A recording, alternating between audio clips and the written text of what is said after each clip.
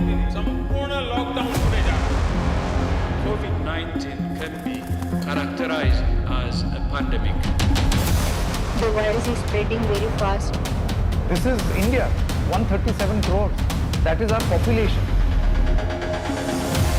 अपने आप को सुरक्षित रखें, दूसरों की सुरक्षा का ध्यान रखें।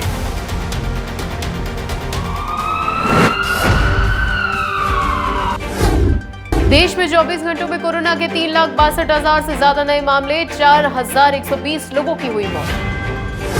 एनटीए-जीआई की सिफारिश, कहा कोविशील्ड की 2 डोज के बीच 12 से 16 हफ्ते का हो गैप, संक्रमितों को 6 महीने बाद लगी वैक्सीन।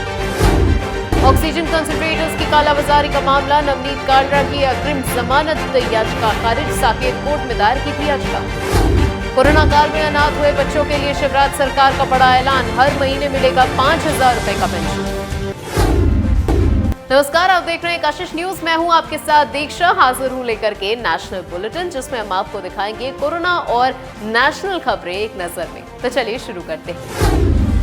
कोरोना की वैक्सीन की कमी के बीच में टीकाकरण पर बनाई गई राष्ट्रीय तकनीकी सलाहकार समूह यानी कि एनटीए-जीआई ने कई सिफारिशें की हैं। एनटीए-जीआई का ये कहना है कि कोविशील्ड की 2 खुराक के बीच के अंतर को बढ़ाकर 12 से 16 सप्ताह किया जाना चाहिए और साथ ही कोविड पॉजिटिव हुए लोगों को रिकवरी के लिए 6 महीने बाद ये वैक्सीन लगानी जानी चाहिए। एनटीए-जीआई ने यह भी सुझाव दिया है कि गर्भवती महिलाओं को किसी भी कोरोना वैक्सीन लेने का विकल्प दिया जा सकता है और साथ ही स्तनपान कराने वाली महिलाओं को प्रसव के बाद किसी भी समय टीका लगाया जा सकता है। इसके साथ ही एनटीए-जीआई ने यह भी कहा कि संक्रमितों को रिकवरी के 6 महीने के बाद तक कोरोना टीकाकरण से बचना चाहिए। डॉक्टरों ने रिकवरी के 3 महीने के बाद वैक्सीन लगाने की सलाह भी दी है। आपको बता दें, एनटीए-जीआई की सिफारिश से पहले डॉक्टरों ने कोरोना संक्रमितों को रिकवरी के 3 महीने बाद वैक्सीन लगवाने का सुझाव दिया है। सीडीसी यूएस की गाइडलाइंस में भी कोरोना में रिकवरी के 90 दिन के बाद वैक्सीन लगवाने की सलाह दी गई है, जिससे अभी कोई बदलाव नहीं किया गया है। आपको बता दें, इसके साथ ही एनटीए-जीआई ने कोविशील्ड की 2 खुराक के बीच में 12 से 16 सप्ताह की गैप की सिफारिश की है और अभी कोविशील्ड की 2 खुराकों के बीच अंतराल 4 से 8 सप्ताह का होता है, जिसको 12 से 16 सप्ताह बनाने की कोशिश की जा रही है। साथ ही पैनल द्वारा कोवैक्सीन के लिए खुराक अंतराल में कोई भी बदलाव का सुझाव नहीं दिया गया। आपको बता दें कि ये कहा गया है कि दूसरी डोज अगर देरी से दी जाए तो मौतें कम हो सकती हैं। दरअसल एक नई स्टडी में ये दावा किया गया है कि अगर कोरोना वैक्सीन की दूसरी डोज देरी से दी जाए तो इससे कोविड-19 संक्रमण की वजह से मौतें कम होंगी। ये बात 65 साल से कम उम्र के लोगों के लिए कही गई है। हालांकि इससे ये भी कहा गया है कि अगर परिस्थितियां अनुकूल हुई तब ये काम किया जा सकता है, क्योंकि ये एक संभावना मात्र है, यानी कि इस बात का कोई पुख्ता सबूत अभी नहीं है। कोरोना की तीसरी लहर से बच्चों को होने वाले संभावित खतरे को ध्यान में रखते हुए सरकार ने बड़ा कदम उठाया है। Drugs controller general of India यानी कि डीसीजीआई ने भारत बायोटेक की कोवैक्सीन को 2 से 18 साल के बच्चों पर ट्रायल की मंजूरी दे दी है। डीसीजीआई ने इस संबंध में जानकारी देते हुए ये बताया कि कोवैक्सीन के दूसरे-तीसरे चरण के लिए ट्रायल को मंजूरी दी गई है। माना जा रहा है कि अगर सब कुछ ठीक रहा तो दिसंबर तक बच्चों के लिए वैक्सीन आ जाएगी। भारत बायोटेक की ओर से वैक्सीन ट्रायल 525 वॉलंटियर्स में किया जाएगा। ये 2 से 18 वर्ष के बच्चों पर किया जा रहा है और साथ ही कोवैक्सीन के क्लिनिकल ट्रायल का दूसरा और तीसरे फेज होगा। वैक्सीन 2 डोज वाली होगी और पहली और दूसरी डोज के बीच 28 दिन का अंतर होगा। भारत बायोटेक के मुताबिक वैक्सीन का इंजेक्शन के माध्यम से लगाया जाएगा। जानकारी के अनुसार दिल्ली और पटना एम्स में ये ट्रायल किया जाएगा और साथ ही इसके अलावा नागपुर के मेडिटिना मेडिकल साइंस इंस्टीट्यूट में भी ट्रायल होंगे। माना जा रहा है कि साल के अंत तक बच्चों के लिए वैक्सीन तैयार हो सकती है। आपको बता दें कि कोरोना वैक्सीन से जुड़ी सब्जेक्ट एक्सपर्ट कमेटी ने मंगलवार को सिफारिश की थी कि भारत बायोटेक की कोवैक्सीन के दूसरे और तीसरे चरण के क्लिनिकल ट्रायल को मंजूरी देनी चाहिए, जो कि 2 से 18 वर्ष के बच्चों पर किया जाएगा। साथ ही भारत में अभी कोरोना महामारी की दूसरी लहर चल रही है। विशेषज्ञों ने यह चेताया है कि कोरोना की तीसरी लहर बच्चों को सबसे ज्यादा प्रभावित कर सकती है और इसी को ध्यान में रखते हुए ही सरकार ने अपनी तैयारियां और ज्यादा तेज कर दी हैं। कोवैक्सीन के ट्रायल को मंजूरी इसी का हिस्सा है। आपको बता दें कि देश में अभी तक जिन 2 कोरोना वैक्सीन का इस्तेमाल किया जा रहा है उनका क्लिनिकल ट्रायल 18 साल से अधिक उम्र के लोगों पर ही किया गया है। भारत में फिलहाल सीरम इंस्टीट्यूट की कोविशील्ड और भारत बायोटेक की कोवैक्सीन लगाई जा रही है। दिल्ली प्रदेश कांग्रेस ने कोरोना महामारी से निपटने के लिए सर्वदलीय बैठक बुलाने की मांग की है।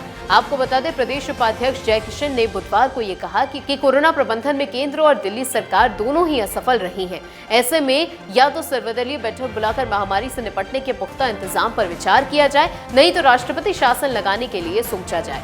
दिल्ली सरकार के अस्पतालों में मरीजों के लिए बेड नहीं मिल रहे हैं, जबकि निजी अस्पतालों में ऑक्सीजन। ऐसे में दिल्ली वासी जाए तो जाए कहां? उन्होंने आम आदमी सरकार पर कमोबेश हर मोर्चे पर विफल रहने का आरोप भी लगाया। साथ ही उन्होंने ये भी कहा कि शीला दीक्षित सरकार के 15 साल के कार्यकाल में दिल्ली में जितना विकास किया, आज दिल्ली उतनी ही पीछे चल रही है। एक नया अस्पताल नहीं बना, अस्पतालों की क्षमता नहीं बढ़ी। दिल्ली सरकार ने मोहल्ला क्लिनिक बना करके सिर्फ वाहवाही बटोरने का काम किया है। इसके अलावा स्वास्थ्य ही नहीं, हर मोर्चे पर यह सरकार विफल साबित हुई है। एक नया स्कूल कॉलेज नहीं बना, सड़कों की मरम्मत और नालों की सफाई तक नहीं होती। सबसे ज्यादा दुखद यह है कि मुख्यमंत्री अरविंद केजरीवाल स्वयं अपनी गलती मानने, उसमें सुधार करने के बजाय सभी को गुमराह करने में लगे हुए हैं। उन्हें मुख्यमंत्री पद पर बने रहने का कोई भी अधिकार नहीं है। दुख की बात यह है कि मुख्यमंत्री, मंत्री और विधायक सरकार का हिस्सा होते हैं। इनमें से हमेशा मदद की उम्मीद की जाती है, लेकिन आज दिल्लीवासी बेबस हो चुके हैं। उन्हें कहीं से कोई भी मदद नहीं मिल रही है, कोई फोन नहीं उठाता। दिल्लीवासियों को उपचार मिलना तो दूर, अंतिम यात्रा में अपना कंधा मिलना भी अब दूभर हो गया है। लाचार स्वास्थ्य सेवाओं के चलते दिल्लीवासी जिंदगी की जंग हारते चले जा रहे हैं। इसके अलावा और क्या कुछ कहा उन्होंने, सुनिए। कोविड-19 मरीजों के इलाज के लिए आवश्यक ऑक्सीजन उपकरणों को जब्त करने के संबंध में दिल्ली की साकेत कोर्ट ने व्यवसायी नवनीत कालरा को झटका दिया है। कोर्ट ने कारोबारी नवनीत कालरा को अग्रिम जमानत देने के बुधवार को इनकार कर दिया। आपको बता दें कि ये ऑक्सीजन उपकरण राष्ट्रीय राजधानी में खान चाचा समेत उसके कई रेस्टोरेंट से बरामद किए गए। अतिरिक्त सत्र न्यायाधीश संदीप गर्ग के आदेश देते हुए ये कहा कि अर्जी खारिज की जाती है।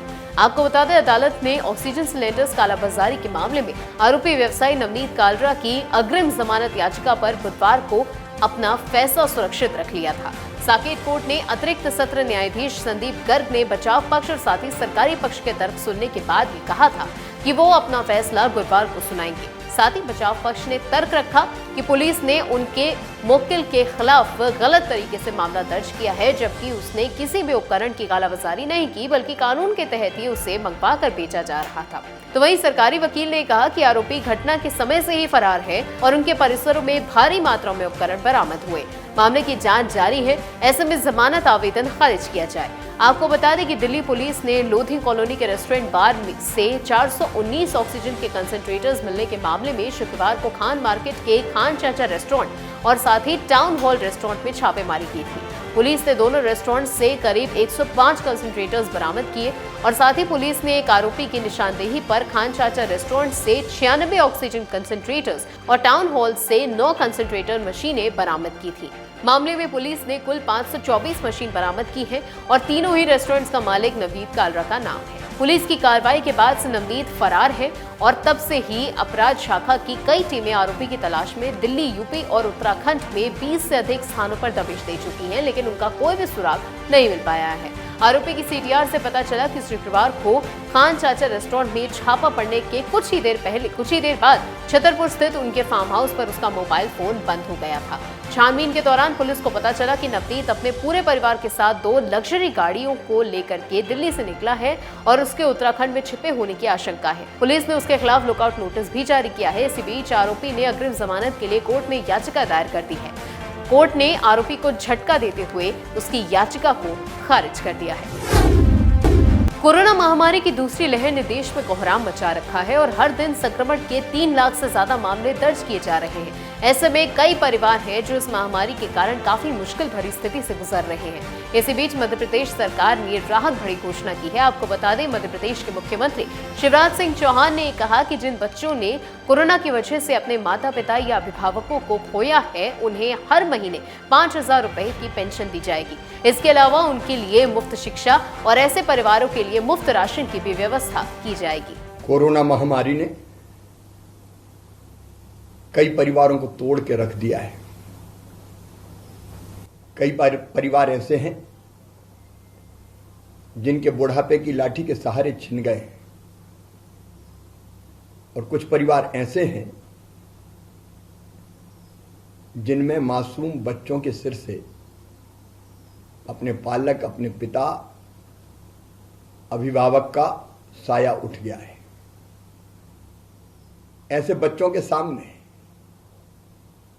अब जीवन यापन की समस्या उठ खड़ी हुई है और इसलिए हमने फैसला किया है कि ऐसे बच्चे जिनके परिवार से पिता का साया उठ गया, कोई कमाने वाला नहीं बचा, घर में कोई कमाने वाला नहीं है, ऐसे परिवारों को 5,000 रुपया प्रति माह पेंशन दी जाएगी ताकि बच्चों को